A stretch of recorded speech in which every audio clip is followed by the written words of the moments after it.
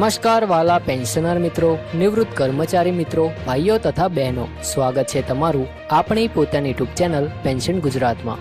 તો મિત્રો, આજે આપણે વાત કરવાના છીએ કેન્દ્ર સરકારના 8મા પગાર પંચને લઈને આવેલા એક ખૂબ જ મહત્વપૂર્ણ અને મોટા સમાચાર વિશે।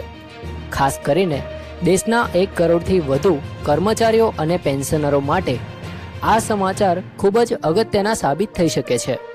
તો મિત્રો, આજનો આ વિડીયો અંત સુધી જરૂરથી જોતા રહેજો, કારણ કે આજે જે માહિતી આપણે ચર્ચા કરવા જઈ રહ્યા છીએ તે તમારા પગાર, પેન્શન, ડીએ અને ભવિષ્યના આર્થિક લાભો સાથે સીધી રીતે જોડાયેલી છે। તો મિત્રો, કેન્દ્ર સરકારે 8મા કેન્દ્રીય પગાર પંચને લઈને મોટી પ્રક્રિયા શરૂ કરી દીધી છે। માહિતી મુજબ સરકાર દ્વારા 8મા પગાર પંચને કર્મચારીઓ અને પેન્શનરોના મૂળભૂત પગાર, ભથ્થા, સેવા શરતો અને અન્ય આર્થિક લાભોની સમીક્ષા કરવા માટે કુલ 18 મહિનાનો સમય આપવામાં આવ્યો છે। એટલે કે હવે આગામી સમયગાળામાં લાખો કર્મચારીઓ અને પેન્શનરો માટે નવા પગાર ધોરણ અને નવા લાભોની જાહેરાત થઈ શકે છે। આ સમાચાર સામે આવ્યા બાદ દેશભરના કર્મચારી સંગઠનો અને પેન્શનર સંગઠનોમાં ચર્ચાનો માહોલ જોવા મળી રહ્યો છે। મિત્રો, હાલની સ્થિતિમાં સતત વધી રહેલી મોંઘવારી, પેટ્રોલ ડીઝલના ભાવ, દવાઓના ખર્ચા, ટ્રાન્સપોર્ટેશનનો ખર્ચ અને ઘર ખર્ચને કારણે સામાન્ય કર્મચારી અને પેન્શનરો પર આર્થિક ભાર વધી રહ્યો છે। આવી સ્થિતિમાં કર્મચારી સંગઠનો દ્વારા સરકાર સમક્ષ એક વધુ મહત્વપૂર્ણ માંગણી કરવામાં આવી રહી છે કે મોંઘવારી ભથ્થું એટલે કે ડીએને મૂળ પગાર સાથે મર્જ કરવામાં આવે, કારણ કે જો ડીએને મૂળ પગાર સામેલ કરવામાં આવે તો ભવિષ્યમાં મળનારા ફિટમેન્ટ ફેક્ટરનો લાભ વધુ મળી શકે છે અને પેન્શનરોને પણ મોટી રાહત મળી શકે છે। મિત્રો, કર્મચારી સંગઠનોનું કહેવું છે કે જો સરકાર 8મા પગાર પંચની ભલામણો અમલમાં મૂકે તે પહેલાં ડીએ મર્જ કરી દે તો સરકાર પર આવનાર બાકી ચૂકવણીનો બોજ પણ ઘણો ઓછો થઈ જશે, કારણ કે જ્યારે નવા પગાર પંચની જાહેરાત થાય છે ત્યારે સરકારને લાખો કર્મચારીઓ અને પેન્શનરોને એરિયર્સ ચૂકવવાના રહે છે। તેથી હાલની જ વચગાળાની રાહત તરીકે ડીએ મર્જ કરવાની માંગ તેજ બની રહી છે।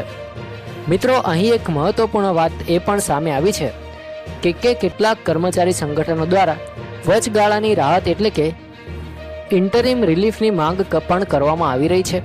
તેમનું માનવું છે કે 8મા પગાર પંચનો આખરી અહેવાલ આવવામાં હજુ સમય લાગી શકે છે અને ત્યાં સુધી કર્મચારીઓ અને પેન્શનરોને આર્થિક રાહત આપવી જરૂરી છે।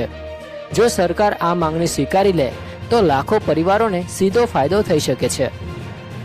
મિત્રો, ઓલ ઇન્ડિયા એનપીએસ એમ્પ્લોઈઝ ફેડરેશનના કેટલાક પ્રતિનિધિઓએ પણ જણાવ્યું છે કે જો સરકાર પહેલાથી જ ડીએને મૂળ પગાર સાથે મર્જ કરીને કેટલાક ટકા સુધીનો લાભ આપી દે તો પછી આગળના ફિટમેન્ટ ફેક્ટર મુજબ બાકીનો લાભ ચૂકવવામાં સરળતા રહેશે। આથી સરકાર પરનો આર્થિક ભાર પણ ઓછો થશે અને કર્મચારીઓને પણ તરત રાહત મળી શકે છે।